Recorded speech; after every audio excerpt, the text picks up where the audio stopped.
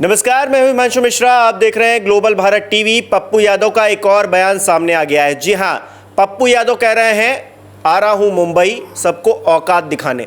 वो किसको औकात दिखाएंगे, किस तरह से दिखाएंगे? क्योंकि 12 अक्टूबर को बाबा सिद्दीकी की हत्या के बाद 24 घंटे के अंदर पप्पू यादव ने इसी तरह का बयान दिया था और कहा था कि मैं लॉरेंस बिश्नोई के जो पूरा गैंग है उसका खात्मा कर दूंगा, मुझे बस 24 घंटे चाहिए। लेकिन उसके बाद वो गिड़गिड़ाते हुए भी नजर आए, हमने आपको बाइट भी सुनाई और अब पप्पू यादव एक बार फिर से दहाड़ रहे हैं। तो उनकी दहाड़ किस तरह से देखी जाए ये हम समझने की कोशिश करेंगे। प्रकाश भाई हमारे साथ मौजूद है। प्रकाश जी, किस तरह से देखा जाए, एक बार फिर से पप्पू यादव दहाड़ रहे हैं, उनकी दहाड़ है या फिर क्या, मतलब इसको किस तरह से देखें? इससे पहले तो गिड़गिड़ा रहे थे। हिमांशु, होता क्या, नेताओं के साथ दिक्कत होती है जो आस पड़ोस में लड़के रहते हैं, जो लौंडे लपाड़े सिपाही ये सब चेलों को लेकर ये लोग चलते हैं, नेता लोग।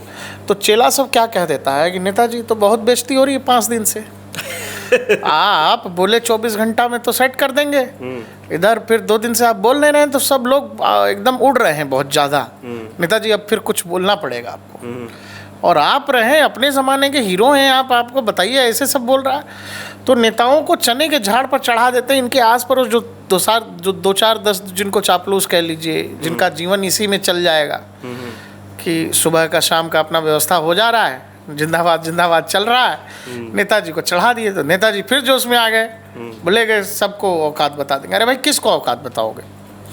आपने लिखा 24 घंटे की बात कही, आपने कहा कि सरकार हमसे कह दे तो हम ऐसा कर देंगे। आपने एक और बात कही उसमें, सबसे पहली लाइन में बड़ा आपत्तिजनक शब्द पूरे देश के लिए इस्तेमाल कर दिया कि क्या ये देश उनका है, और फिर आप 24 घंटों की बात करते हो। तो भाई, पत्रकार आपसे सवाल पूछ रहा है, आपको बुरा क्यों लग रहा है? आप इतने बड़े वो हैं, नेताजी हैं, पुराना आपका सिस्टम रहा है, और इस तरह का बैकअप सिस्टम और ये सब सिस्टम अगर आप रखें कि 24 घंटे में साफ कर दीजिएगा, तो हम पत्रकार, एज ए पत्रकार या और लोग जो प्रेस कॉन्फ्रेंस में थे, वो तो आपसे यही पूछेगा ना कि नेताजी क्या है, प्लान ऑफ एक्शन क्या है, कैसे? लेकिन वो उन्होंने जिस तरह से बात कही प्रेस कॉन्फ्रेंस में, लगा कि वो इसी शर्त पे आए हैं कि लॉरेंस का नाम नहीं लिया जाएगा, लेकिन किसी पत्रकार ने ले लिया। हमको ये भी लग रहा है हिमांशु कि पप्पू यादव जैसे नेता लोग जो है सोशल मीडिया और उस पर जो रील और मीम ये सब चलता ना, ये सबसे बहुत प्रभावित होते हैं सब। कल मैंने आपसे कहा था कि वो जो एक बच्चा कहता है ओरे मोरी मैया मेरे मुंह से निकल गई, वो मीम बहुत वायरल होता है। और वैसे ही एक और मीम है जिसमें आजकल चल रहा है कि लेवल सबके निकलेंगे, है ना? ऐसा ही कुछ अभी पप्पू यादव कह रहे हैं कि सबको औकात दिखा दें। अरे किसको औकात दिखाइएगा? सही बात। क्या औकात आप उनको दिखाइएगा जिनके बारे में आपने कहा, लॉरेंस बिश्नोई के बारे में, कि 24 घंटे इस तरह के 2 टके के लौंडे को हम लोग साइड कर देंगे, साफ कर देंगे। औकात की पत्रकारों को धमका रहे हैं आप, कि जिन पत्रकारों ने आपसे 5 बार पूछ लिया, अरे भाई जब बिहार में बाढ़ है, बिहार में भुखमरी है, या जो कुछ भी समस्याएं हैं, ये तो बात ठीक है, लेकिन ये वाली बात भी तो आप ही ने कही ना। हाँ, और उनका पूरा ट्वीट जरा सुनिए। वो कहते हैं कि देखिए, मैं ट्रोलर्स को जवाब नहीं देता हूँ, उनको जवाब नहीं दे रहे हैं, और उन्हें बेनकाब ज़रूर करता हूँ। तो किसको बेनकाब करने की वो पहली बात तो बात कर रहे हैं, ट्रोलर है कौन? जब शुरुआत ही आपने की तो ट्रोलर है कौन? इस पूरी कहानी में आपका कोई लेना देना था नहीं, कहीं से कुछ था नहीं। बेगानी शादी में अब्दुल्ला दीवाना भाई, देश के सिस्टम पर, कानून व्यवस्था पर, तौर तरीकों पर आप सवाल उठाते, समझ आता। आप पूरे देश को बता रहे हैं कि पूरा देश ये हो गया, मैं वो शब्द नहीं बोल रहा हूँ, ट्विटर पर है, लोग जा कर के देख लेंगे।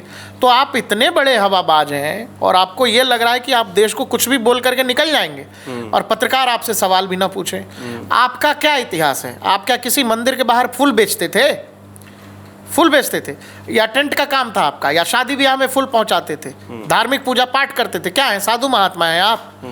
क्रिमिनल थे आप भी, क्रिमिनल बैकग्राउंड है आपका, आपराधिक बैकग्राउंड है, सजा काट चुके हैं, कई मामलों में जेल हो के आ चुके हैं। तो देश को मत बताइए कि आप क्या कर रहे हैं। पुराने वाले जो पप्पू यादव थे, वही पप्पू यादव कभी कभी आज भी निकल करके चला आता है कि उसी जोश में इस तरह का 2 कौड़ी का ट्वीट आप करते हैं कि 24 घंटे में हम कर लेंगे, ऐसा कर लेंगे। तो फिर छोड़ दीजिए ना नेतागिरी सांसदी। अच्छा, अपनी बात को जस्टिफाई करते हुए भी नजर आ रहे हैं। वो ये भी लिखते हैं कि बिहार में 100 लोग जहरीली शराब से मारे गए, 50 लाख से ज़्यादा लोग बाढ़ से प्रभावित हैं, मीडिया खामोश है, और मैं भी उन पर बात ना करूं और अपराधियों पर चर्चा करूं। शुरुआत तो भाई आप ही ने की थी। क्या हम गए थे इनसे पूछने के लिए? कोई गया था इनसे पूछने के लिए कि भाई साहब ये लॉरेंस देश को ठिकाने कैसे ये लगाया देश- जाएगा, ये देश उसके बड़ा गैंग को परेशान कैसे है, खत्म किया जाएगा, कैसे इस गैंग को ठीक किया जाए, कैसे गैंग को बताइए। सुधार दिया जाए, सबको फिर से जैसे आप मंदिर के बाहर फूल बेचते थे, फूल बेचने के काम पे कैसे लगाएंगे सबको। तो हिमांशु, बात यह है कि पहले इन्होंने खुद कहा, अब नेताओं की दिक्कत यह है कि वो चाहे जो कुछ बोल लें, अब बोले और फंस गए। अब लोग पूछ रहे हैं तो इनको बुरा लग रहा। बुरा क्यों लग रहा? अच्छा, आप मुंबई जाइएगा, मुंबई काहे जाइएगा? मुंबई से क्या लेना देना इस पूरे मामले का? मुंबई से क्या लेना देना? यही ना कि बाबा सिद्दीकी की हत्या हुई तो सिद्धू मूसेवाले की भी हत्या हुई पंजाब में, वहां तो गए नहीं आप। और औकात किसको दिखाने जा रहे हैं? क्या मुंबई में लॉरेंस बिश्नोई वहां बैठा हुआ, बंबई में? वो तो गुजरात में। तो जहां है साबरमती जेल में जाके 1-to-1 मीटिंग कर लीजिए। आप उसको जानते भी नहीं है, कह रहे हैं कि भाई लौंडा लपाड़ा है, तो एक मीटिंग फिक्स कर लीजिए। सांसद हैं, कोई मिलने नहीं देगा, ऐसा तो नहीं है, एक व्यवस्था होगी कुछ। और इतना सिस्टम, इतना तगड़ा आप सब कुछ बता रहे हैं कि आप ऐसा कर सकते हैं, तो एक मुलाकात कौन सी बड़ी चीज़ है हिमांशु? आपको जाके 1-to-1 मीटिंग कर लेनी चाहिए। अब मुंबई जाइएगा झूठो, वहाँ कोई बैठा है, लॉरेंस बिश्नोई मुंबई में है। होता क्या है नेताओं के, वही मैं बता रहा था ना, आस पड़ोस लौंडे लपारे होते हैं। नेताजी, फिर ये खबर चल रहा है, कल जो आप बोल दिए हैं तो सब समझ रहा है कि आप डरा गए। कोई फ़ोन आ गया क्या आपको? नेताजी को फ़ोन आया भी होगा तो क्या बताएंगे कि आ गया? तो फिर अब वो जो 10 लड़के हैं आस पड़ोस, उनके बीच में भौकाल बराबर बना रहे। अब उन लौंडों को भी सस्पिशन हो गया होगा कि शायद नेताजी को फ़ोन आ गया। हाँ, नहीं, और एक चीज़ मैंने नोटिस भी की कि वो भले ही मीडिया से बातचीत नहीं कर रहे हैं, लॉरेंस का नाम नहीं ले रहे हैं, लेकिन उन्होंने ट्वीट डिलीट नहीं किया था। और मैं ये सोच रहा था कि उनका अगला ट्वीट शायद अपनी बात को जस्टिफाई करने के लिए आए, और वो आया भी। अब वो कह रहे हैं कि हम जा रहे हैं, मुंबई जा रहे हैं, सबको औकात दिखा देंगे, ट्रोलर से नहीं डरते हैं, बेनकाब कर देंगे। अरे भाई, आप खुद ही बेनकाब हो रहे हैं, अपनी बातों पर आप टिक नहीं पा रहे हैं, आंख डालकर आंख में बात नहीं कर पा रहे हैं। आप ट्वीट के जरिए भले ही अपना संदेश पहुंचा रहे हैं, मीडिया ने पूछा, आपको बताना चाहिए था कि हम खत्म कर देंगे या फिर हम दिखा देंगे जिसको जो है। हिमांशु भाई, पहला ट्वीट तो उनसे गलती से हो गया, और मोरी मैया मेरे मुंह से निकल गई। और ये वाली बात है ना, ये वाली बात मैं कह रहा हूँ ना कि आसपास के जो चेले चमुंडे हैं, उनके बीच भी मामला खराब हो रहा होगा।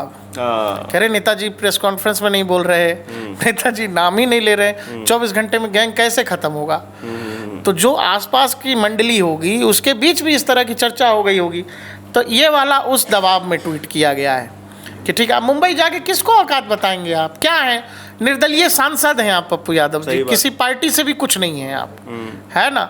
अब बम्बई में आपका कुछ है नहीं, क्या राजनीतिक हैसियत है आपकी महाराष्ट्र की राजनीति में? ये इलेक्शन है वहाँ, उसके मद्देनजर तो नहीं जा रहे हैं, अब जिसके भी मद्देनजर, लेकिन बता रहे हैं कि हम जा रहे हैं। इस पूरे मामले में हुआ ये है कि लॉरेंस बिश्नोई, सलमान खान के बीच एक तीसरा कैरेक्टर जिसको खबर मिल गई है और जो अखबारों में, न्यूज़ चैनलों में आ रहा है इसी बहाने, वो पप्पू यादव है। और नहीं, पप्पू यादव इतना ढेर सारा नोट बांट रहे थे, घूम घूम के खाना खिला रहे थे, जो कुछ लोगों की चर्चा नहीं हो रही थी। अच्छा, सोशल मीडिया पे मैं देख रहा था, उनसे मज़े लेने वाले लोग भी बहुत ज़्यादा हैं, उनके समर्थन करने वाले भी बहुत लोग ज़्यादा हैं, और उनको जो है डांट डपट करने वाले भी लोग ज़्यादा हैं। यानी पप्पू यादव सोशल मीडिया की जो है एक जानी मानी हस्ती हैं, वो सांसद हैं एक, लेकिन वो सोशल मीडिया पे बहुत ज़्यादा देखे जाते हैं, इसीलिए वो बोलते भी रहते हैं, मुझे लगता है। देखो, लोगों को लड़ाई देखने में बड़ा मजा आता है। इस देश में झंझट हो रहा है तो लोग देखेंगे, ट्रैफिक पर भी आप चलते रहिए, 2 लोग लड़ रहे हैं तो लोग गाड़ी रोक के बाकायदा साइड करके देख रहे हैं। कई बार सब परिवार बैठ के देखते हैं